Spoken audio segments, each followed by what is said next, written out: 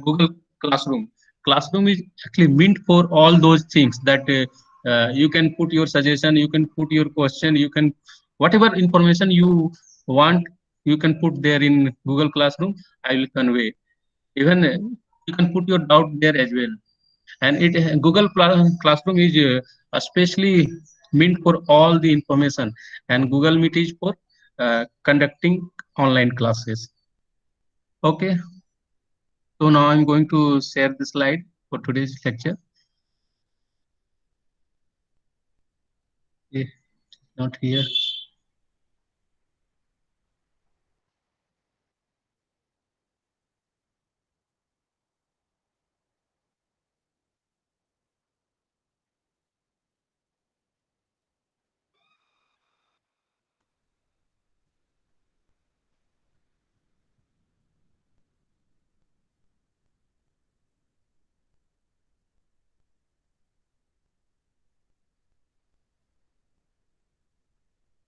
So are you able to see the slide? Anyone respond? Yes, sir. Okay, and then I'm going for full presentation of this slide.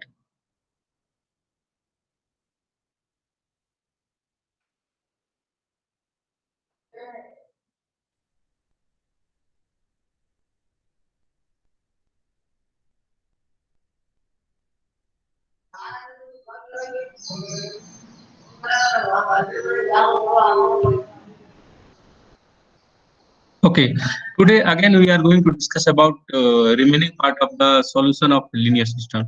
It is very much important to understand uh, regarding solution of linear system. What I had already mentioned in last class, I had covered only full row rank linear system kind of things, and you had already seen that in that case system happens to be consistent, and if system is consistent, then there is a guarantee of solution. So solution, so there would be two type of solution. Either a system would have one solution that we are calling it unique solution. Otherwise, it will have infinitely many solution. So both things we had already discussed. Now I'm thinking. So again, further, there are many scenario to discuss about solution pattern of a system of linear equation. So that's why in the category of consistency of linear system, there are many results. So we will discuss one by one those results, and those results, especially they are having some association with rank as well. And after once we will discuss this, we will talk about approximate solution of, and how to get approximate solution of a linear system with the help of optimization. That calculus part you have already covered there in your math one.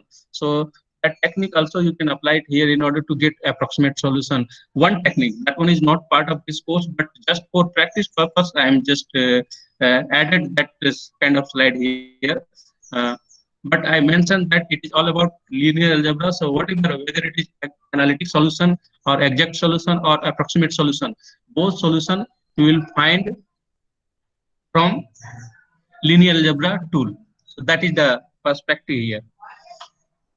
So now coming to discuss about uh, rank and its association with the consistency of linear system. So oh, one result I had already discussed about the solution of full rank matrix. There, what was the criteria one student asked regarding how to visualize the infinitely many solution of a system. So again, I am coming with that slide here. I won't do here writing thing because I have already come with all the solution in the slide itself. So here we had this was the system.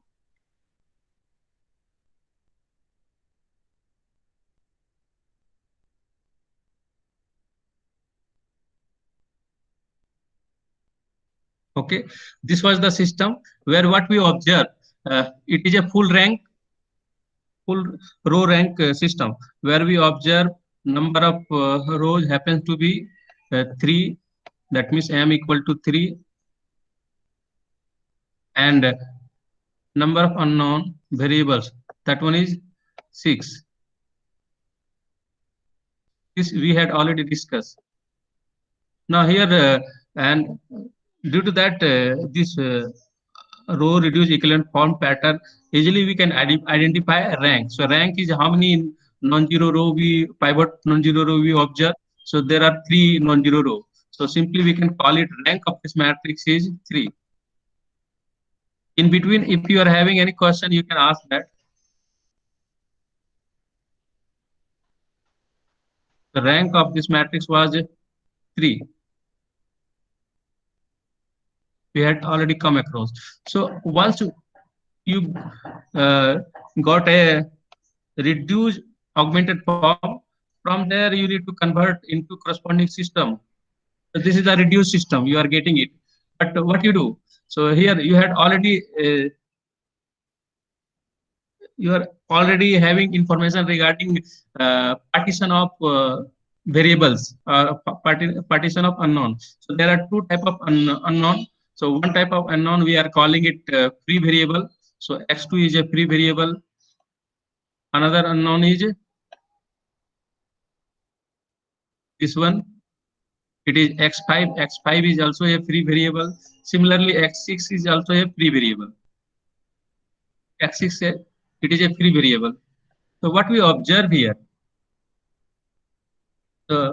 we are observe two kind of things. One is dependent variable, another kind of free variable. So always we try to write it dependent variable in term of free variable. Here I have written x1 is a dependent variable. It is written in term of free variable x2, x5, and x6. Similarly, x3 is a dependent variable. It is written in term of uh, free variable x5 and x6. And similarly, x4 is a dependent variable. It is written in term of free variable x5 and x6. Remember that dependent variable is always associated with pivot column. So pivot column, it happens to be unit. You can see it here, a standard unit 100, and this one second. This one is another unit 010. This one is another unit pivot column. It is 001. So all these we are calling it a standard unit. Why we are calling it a standard unit? There is a name. But in coordinate geometry, you have already seen that when there is a coordinate, so we always represent any point with the help of two perpendicular coordinate axes. So if I ask what is the direction of this x-axis, so direction is 10. Unit direction. Direction always happens to be unit vector. Remember that.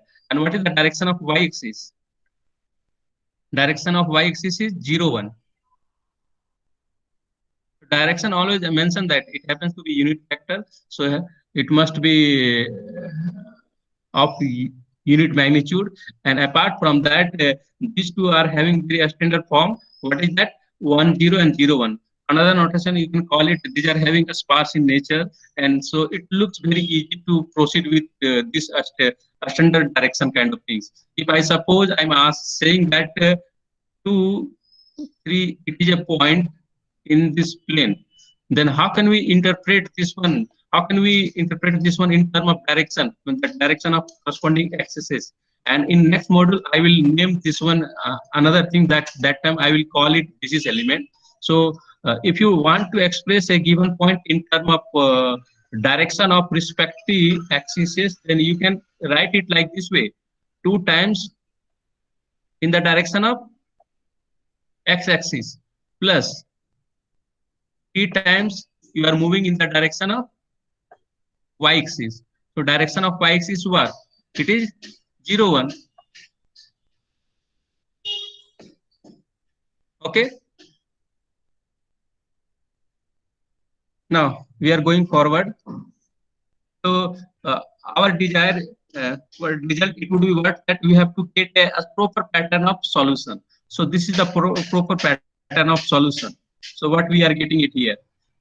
Here x happens to be a 6-dimensional vector. So first coordinate is x1, second is x2, third is x3, fourth is x4, and fifth is x5, and sixth is x6. So what we observe, that I mentioned that x1 is a dependent variable. It is written in terms of free variable, so that's why replace x1 in terms of free variable, because they are able to move freely. Second variable is x2, free variable, let it be here same. And third one is the, again you have to express in free variable Fourth one is also you have to express in free variable. X5 is itself a free variable, so you are writing like this way, and X6 is a free variable. Now, so this representation looks fine, but you have to go something more than that. What you do, you observe some common kind of thing here in the free variable. So you have to take out common thing. So here first is x2, take common x2.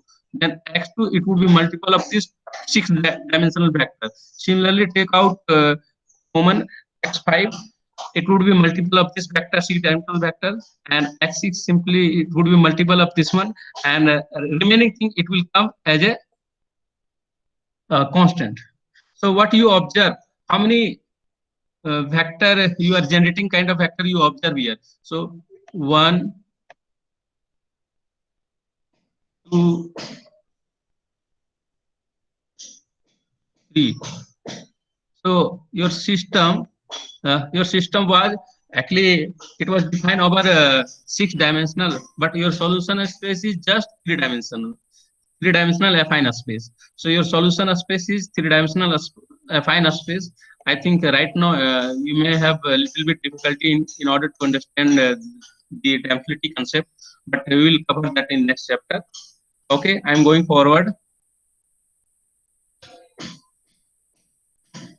So now I'm coming to discuss. I will discuss here solution of full column rank matrix. Full column. Remember that last column was related with full row rank. It is full column rank. That means rank of the matrix is equal to number of unknown n. And here we know that due to property of rank n, it would be definitely less than equal to n. So this kind of scenario, we are calling it overdetermined system. Now, in this case, what kind of result we will have? And in this case, we will observe that the linear system will have at most one solution.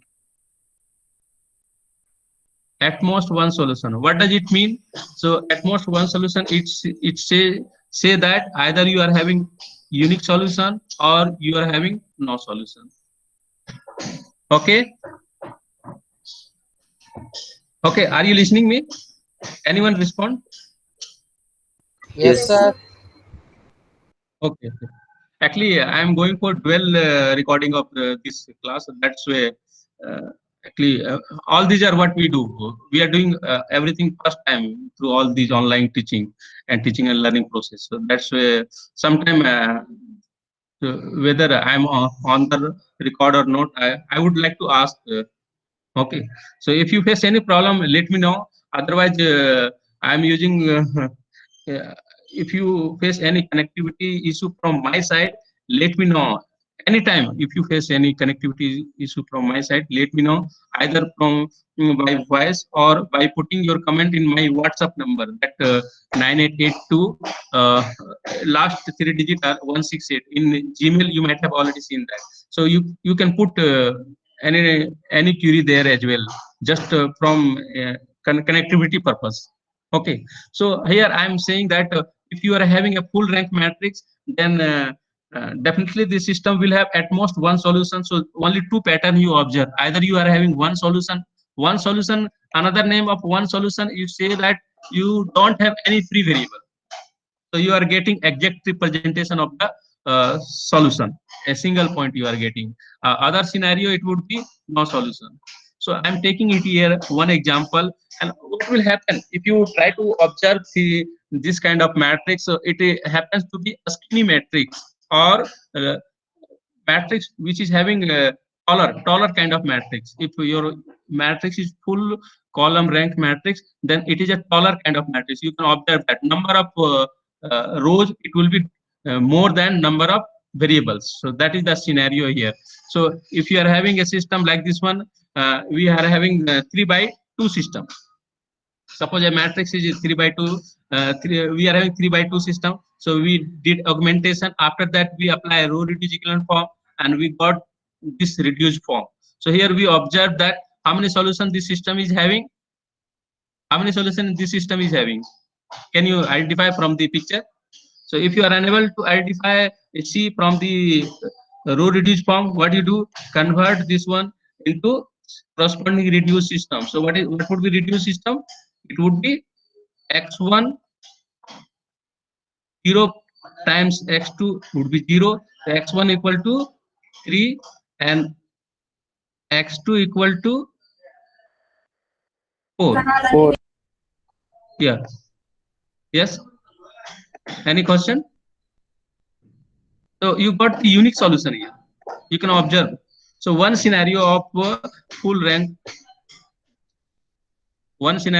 system. Now another scenario is coming here like this way. So after row reduced equivalent form, after reduction, you may get this kind of scenario. So again, I had already mentioned that you observe here scenario of 0 equal to 1. So in general terms, you can call it, this one is a contradictory result. Simply we can call it contradiction. But what is happening here? It is more than contradiction. Is you can in system of equation it has specific name. We are calling this one inconsistent scenario. So simply if you observe a system of equation in reduced system 0 equal to 1 pattern, then that system simply call it system is inconsistent.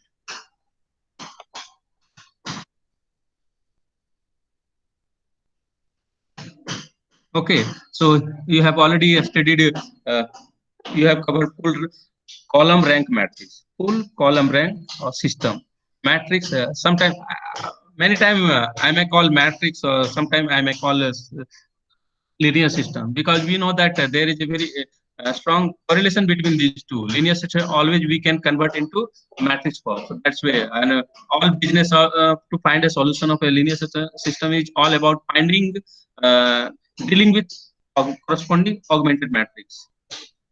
Okay. Now, so one more scenario I am coming here.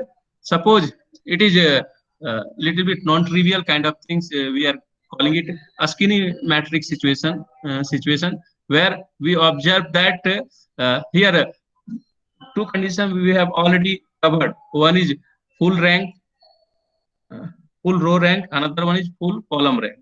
Now we are coming to discuss about here when rank of the matrix happens to be less than n, then how many solution the system will have.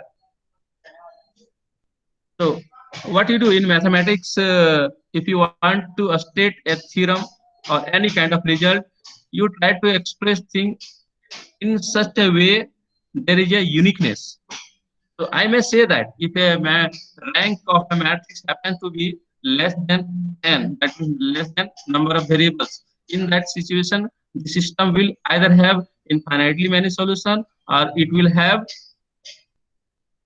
no solution. So two criteria. But you are talking about two things at the same time.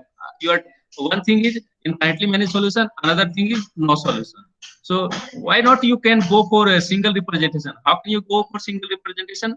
That same thing, having infinitely many solution or no solution, you can write in a negative way, that you can say that the system can have uh, cannot have unique solution. Cannot have unique solution means either the system will have infinitely many or the system will have no solution. So that's why uniqueness I had brought it here. So if your rank of the matrix happens to be less than number of unknown, then you can claim that the system will have not unique solution. That means either it will have infinitely many solutions or it will have no solution.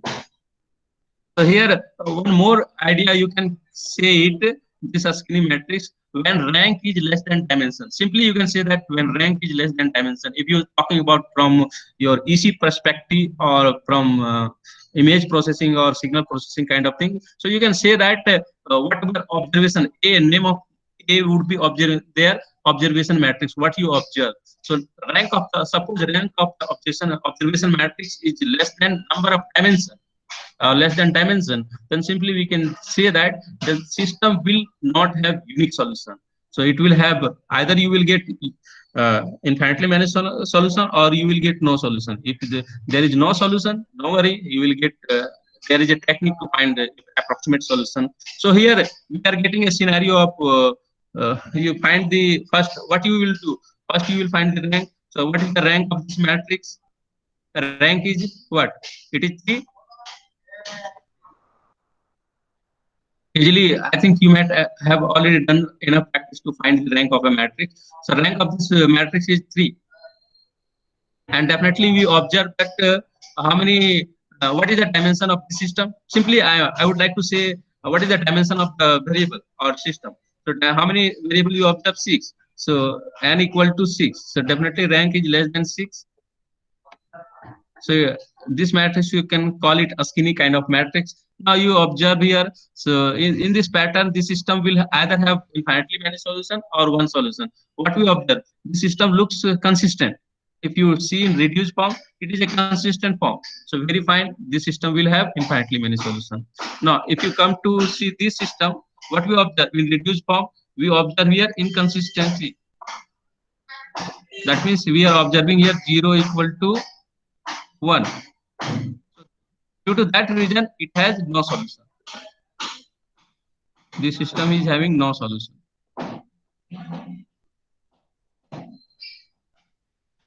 And this system is, left hand side system is having infinitely many solutions.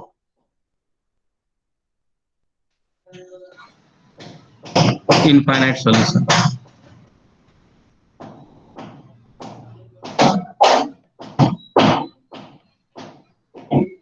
Okay, so I will give one picture of that solution. So I'm talking about visualization of infinitely many solution in the solution of space. So similar in the similar phase, we will convert the augmented matrix in the form of reduced system. From reduced system, we will separate dependent variable and independent variable.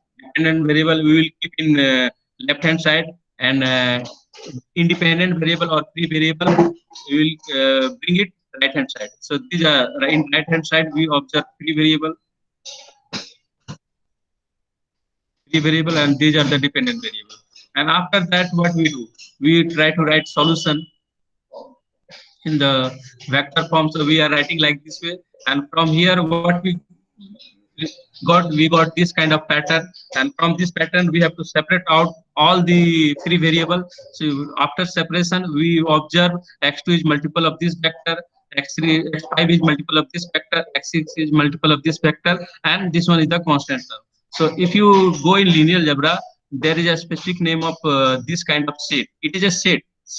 It is a subset in uh, 6-dimensional space. It is a, you can simply call it, it is subset in R6, 6-dimensional space. Okay, so what kind of space it is? It is similar to, you can relate it with line. So the name of this one is affine space. It is affine subspace in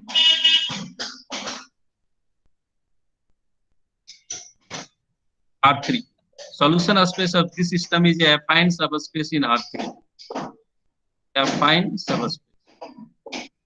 Affine, simply call it right now affine set. So what is the difference between affine set and linear set? You will come in next module, you will understand. But if you want to see it here, then you can see it like this way. If you take a line passing through origin in R2, then line is a linear space in R2, linear subspace in R2. But if you shift that line parallelly, either right or either below or up in the, so every line happens to be having a normal. So that means either you shift line in the direction of up, in the direction of normal, either upward or downward, then resultant. So this resultant is, it is a line passing through origin. So it is a linear subspace. But if you, after shifting some unit, suppose you are shifting it by B unit, you shift it in the direction of normal, then you are getting L plus A. L plus A, it is a affine set. The affine set never contains 0. We are calling it affine set, or affine function, or affine set. So solution of a non-homogeneous system always happens to be a affine set. So one thing I didn't mention here, that there are two kind of linear system. One is, if you are having a system like this way, ax equal to b, then this system we are calling it inhomogeneous or non-homogeneous system, because uh, your solution set happens to be a affine set. That's why we are calling it non-homogeneous or inhomogeneous. So those are just names. Don't worry about those names. And if suppose your given matrix B, given vector B happens to be 0, then you are getting Ax equal to 0, Ax equal to 0. So this one we are calling it homogeneous. That means there is a homogeneity. Homogeneity, that is, if you take any two solution and then some of those solution will satisfy that. There is a homogeneity. Homogeneous nature is there. Okay. And this solution space will, here solution space of this one we will call it linear subspace. Linear subspace, LSS. And solution space of this non-homogeneous we will call it linear affine set. Affine set also happens to be linear. So linear affine set. Everything would be linear in linear algebra. So I think this one is already covered. So I am going to case a special case where we will discuss about a square matrix. If you are having a square matrix, that means your number of row or number of column both are same. In that situation, how many possibilities are there? Possibility of solution. So you are having this scenario. If suppose rank of the matrix is n, that means you are talking about full rank matrix. If your matrix happens to be a full rank matrix, or your system is happens to be corresponding system happens to be a full rank system, then there is a guarantee that there is a unique solution. But it is a very ideal situation. It is not always possible. Otherwise, suppose rank happens, it is not equal to n. That means rank is less than. What is meaning of rank not equal to n? So there is only one possibility that rank would be definitely less than n. So when rank is less than n, rank of a square matrix less than n, then either you will have infinitely many solutions or you will have no solution. It is similar to what in last theorem what I had discussed. It is similar to that. So this is a scenario where you are having infinitely many solutions. Here you observe that rank is 2. Rank, or simply short form I will write it R. Rank is here 2. 2 is definitely less than number of unknown. That one is 3. So it is less than. So you can claim that it is having infinitely many solutions. Also, it is consistent. Apart from being ranked less than 2, it is consistent. So you have to see the consistency in row reduced form as well. So it will have infinitely many solutions. Now your question is, what is your free variable? Your free variable is the variable corresponding to this one. So that what is that? It is x3. So x3 will vary freely. So if I ask what is the solution space of this system, so solution space I would like to write directly. So solution space it will be one dimensional solution space. So your it would be multiple of x3, and what kind of things will come here in the first coordinate? What will come? Any idea? Directly I'm right just going for uh, some short steps, skipping few steps. So here first coordinate would be -1, second coordinate would be -2, or what would be third coordinate? Any answer? What would be third coordinate for sample space? Sorry, this solution space. Any answer? Anyone? What would be third coordinate here in solution space? Any answer? Anyone just try to respond it. Whether if you know it, then it's fine. If you don't know, then also it is fine. You can honestly say that I don't know. Then I will say that. Okay, it would be 1 plus constant term. What is the constant term? Simply write it. Right hand, whatever you observe in right hand side, that is a constant. So here in this form, it is easy to visualize constant term. Okay. So this is the solution of space. X3 times -1, -2, -1 plus constant term is 2, 3, 0. So it is an affine space. So where does it? So it is talking about 3 by 3 system. So that means you are in three-dimensional space. If you want to look solution space in three-dimensional space, then what is the solution space of this system? It is a line, and that line is having. How can we decide a line? We need a to draw a line. Always we need 2 points, and we know that we are having 1 point. When x3 is 0, we will get this point. So 2, 3, 0. Where would be 2, 3, 0? This axis we are calling it x1 axis, and this axis we are calling it x2 axis. This one, third one is we are calling it x3. Okay, so where is your constant term? So constant term is having z component 0. So your constant term is in xy plane, so it would be here. Constant term is here, 2, 3, 0. This is the constant term.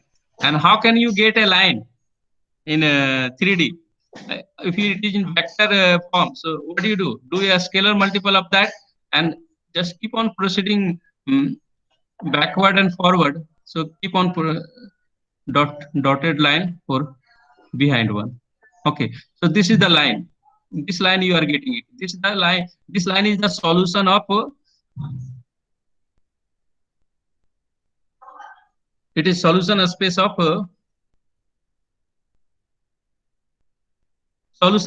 this set, this system.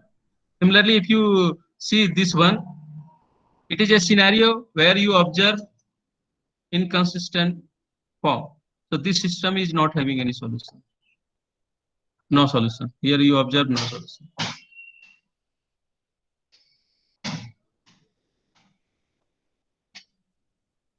Okay. I'm going for next last part of this lecture, and you can assume that we are trying to finish this module.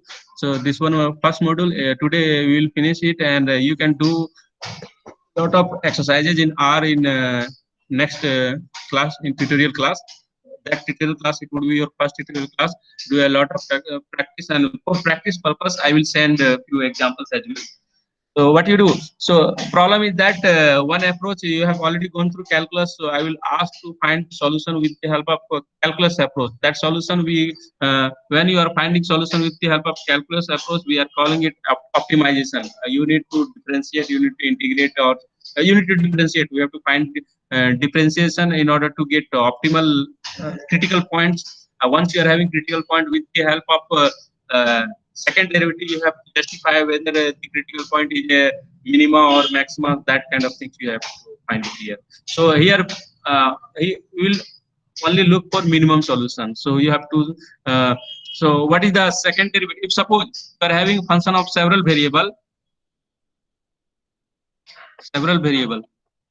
That means f is defined from Rn to R, a real valued function of several variable.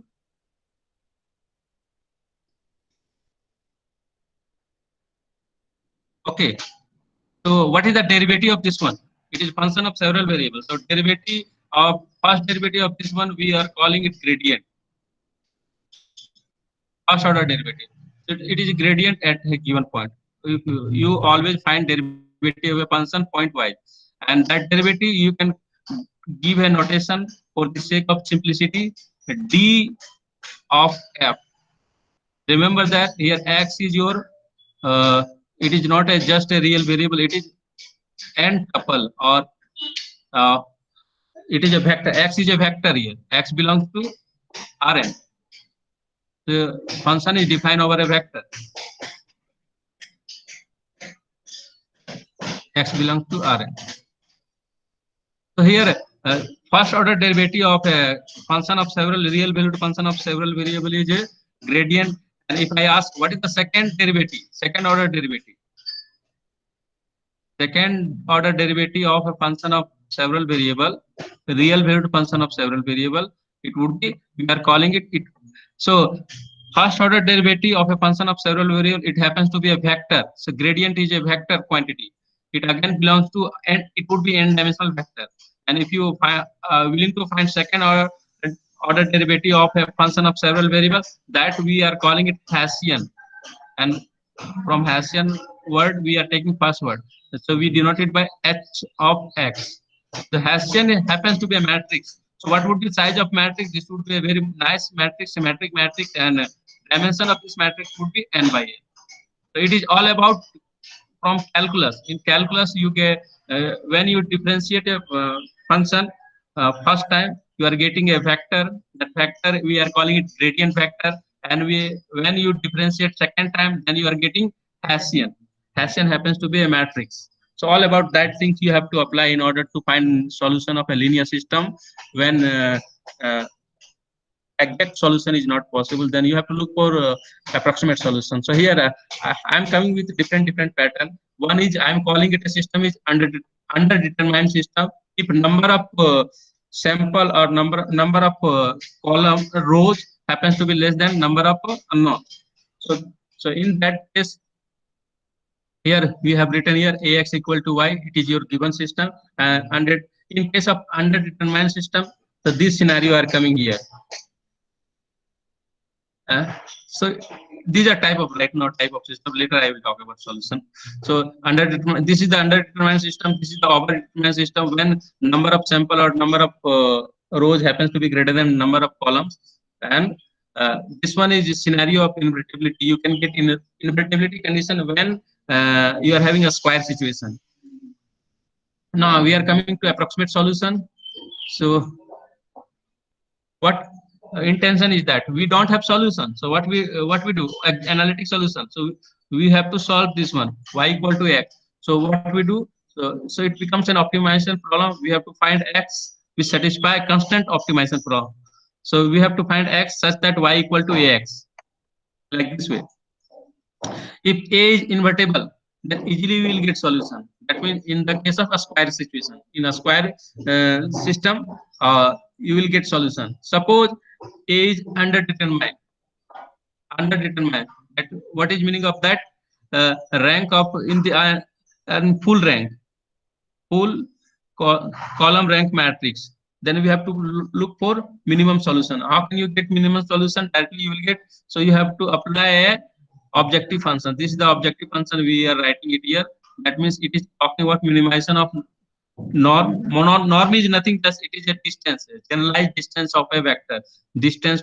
So if you take in R, if you are in R2 and I am asking you to move this point, you are at origin.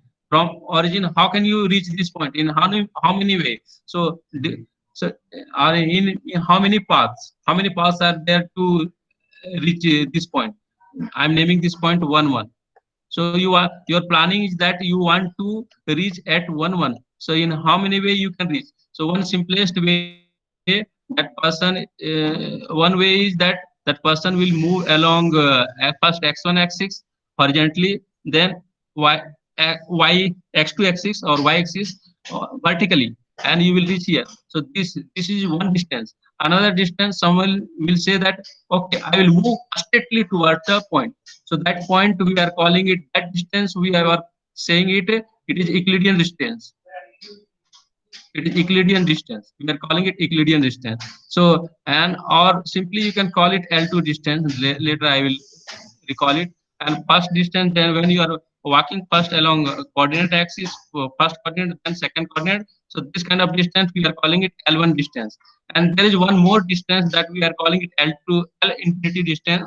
That means you walk along axes and try to compare the distance along the axis. Which one will be maximum? That will represent the distance. Like here, if you are either walk along x1 axis or x2 axis, both are having the same measure 1 1. But if you take another point, so that relative distance would be 1 here. That or L infinity, that distance we are calling it L infinity distance. So take another point 1 2. Suppose this point is 1 2. Okay, so you are walking along x-axis 2 unit. Then after that you are walking along y-axis 1 unit. So what is the maximum relative distance with respect to which axis you are getting it? You are getting along x-axis. So 2. So 2 is the relative maximum distance. Okay. So this distance we are calling it L2, L infinity distance. So here, if you want to calculate L2 distance is what? Here L2 distance, it would be just you have to apply Pythagoras theorem. From there, you will come to know L2 distance is root 2.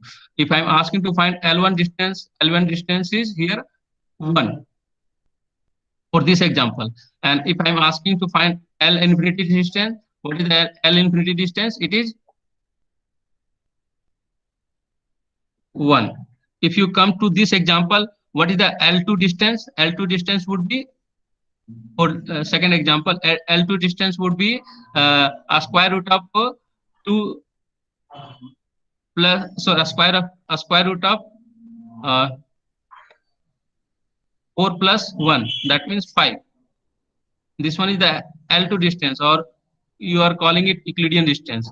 What you know from your high school, you know, you are very much familiar with Euclidean distance. That means that shortest, this shortest path distance. This L2 distance, we are calling it shortest path distance. Now another distance, L1 distance. What would be L1 distance? You walk, and that means you are walking along x-axis, and then you are walking along y-axis. So that would total walk. How many total walk it would be? It would be 3. 2 plus 1, 3. So your this one is L1 distance. If I ask what is the L infinity distance, so which one is the maximum relative distance with respect to coordinate axis? So it is relative maximum relative distance is 2. So this one is L infinity distance.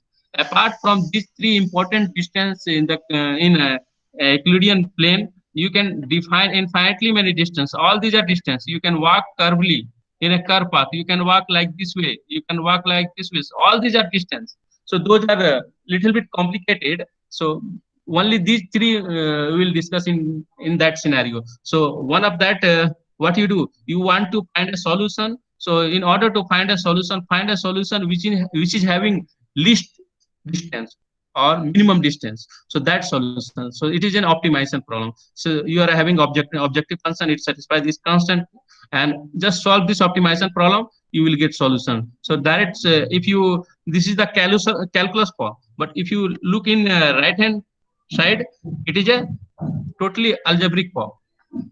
That it is in this solution is coming from linear algebra. So this kind of technique we will discuss in detail. Okay. So in similarly, if your system happens to be overdetermined, then your solution you can get it. This technique we are calling it linear regression. It is a linear regression technique or least square technique. Square least square technique we are calling it. So if you solve this system, it is unconstrained. It is just a minimization problem, quadratic kind of problem. It is a quadratic. So you are just trying to minimize a quadratic function of several variable. It is not quadratic function of one variable, quadratic function of several variable. So you have to minimize. And if you apply linear algebra, directly you will get this is the solution. You can observe that these two, this one and this one would look like same, but just try to observe closely. These two are totally different. It is, these two are not same. Okay. Uh, okay. Thank you for attending this class. This class is already, this module is completely over. So if further, if you have any question, then you can ask.